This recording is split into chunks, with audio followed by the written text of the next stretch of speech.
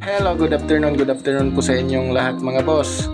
Tayo po ngayon ay pupunta ng Tagbilaran, Bohol. Tagbilaran City kasi aatin tayo ng seminar ng Red Game Farm. Kaya antabayanan nyo kami at huwag nyo rin kalimutang mag-subscribe sa aking YouTube channel at Facebook page MJ Game Yard Vlog. At sabayan nyo kami sa biyahe namin. Magbibideo lang ako pa konti-konti para lang sa ganon makita nyo rin ang kung anong kaganapan doon sa loob. Kaya mga boss, tara, let's go!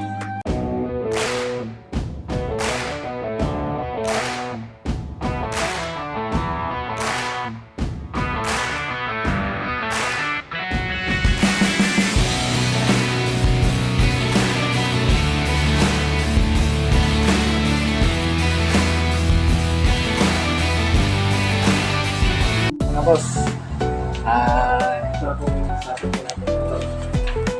Ito pong papunta tayong Tagbilaran. Itong motor na to ang sasakyan natin. Kaya chill lang tayo sa takbo kasi medyo malayo din yung biyahe. At may dadaanan din kami doon sa Dawis. Kaya mga boss, tara, sabayan nyo kami sa biyahe namin.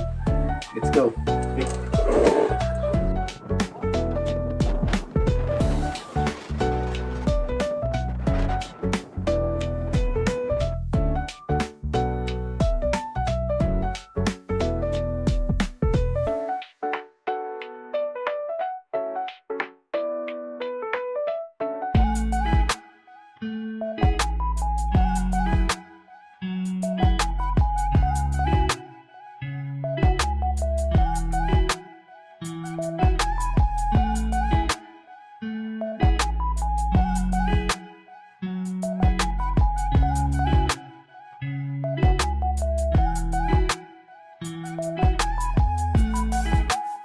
Ito na mga boss, papunta na po tayo sa Panglao, Bohol para sunduin natin yung kasama natin pupunta sa sa seminar.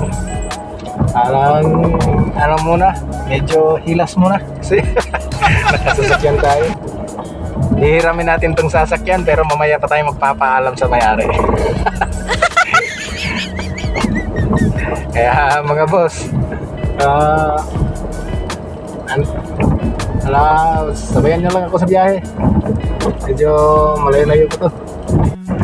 Ayan po, kasalukuyan tayo nagbibiyahe papuntang Panglao Island.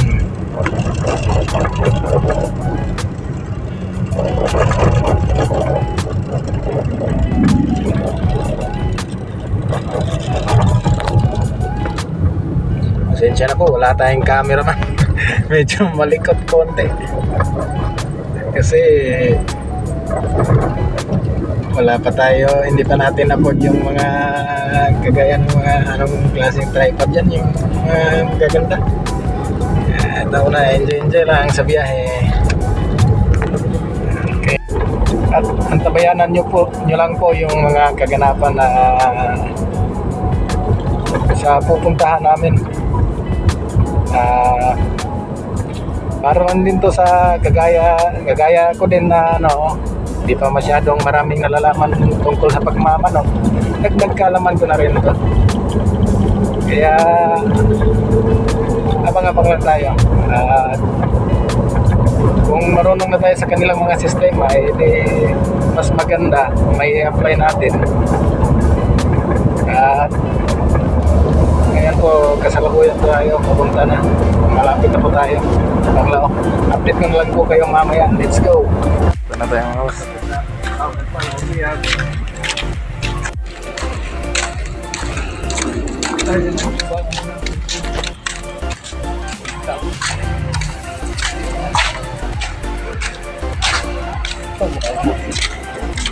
Ito boss.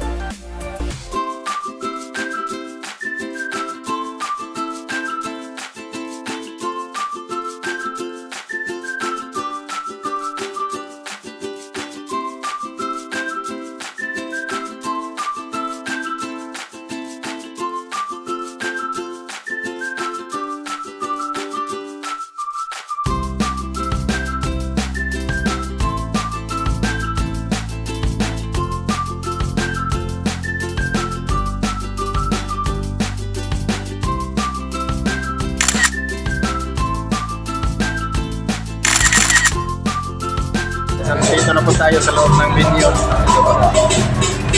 Piso sa buwan. Ikot po tayo sa... Dito na po yung bullet, oh. Ganda, parapol.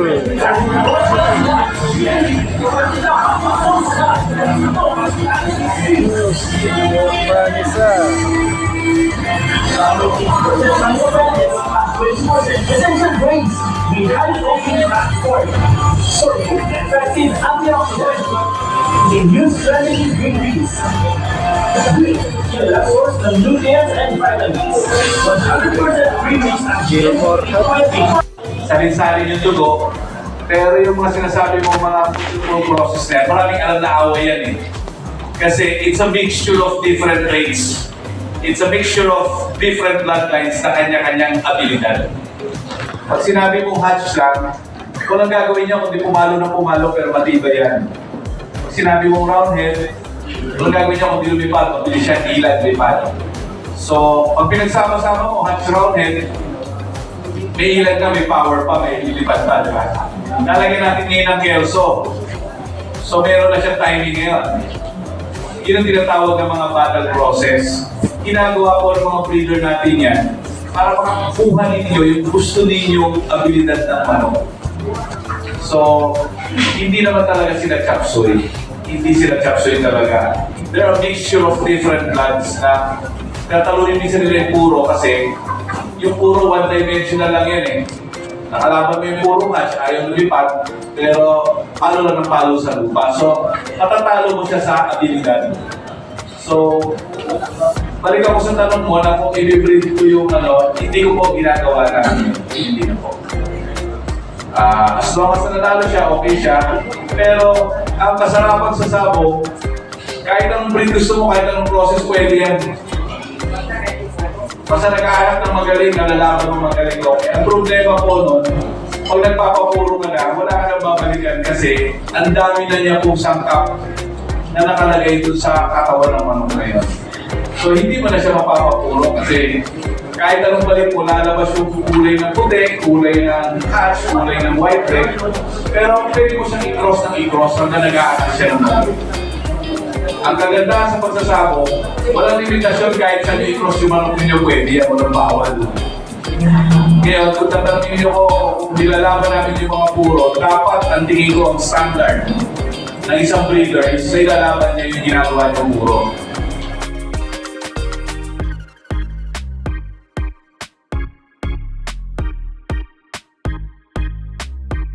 Thank you for watching. Subscribe to my channel.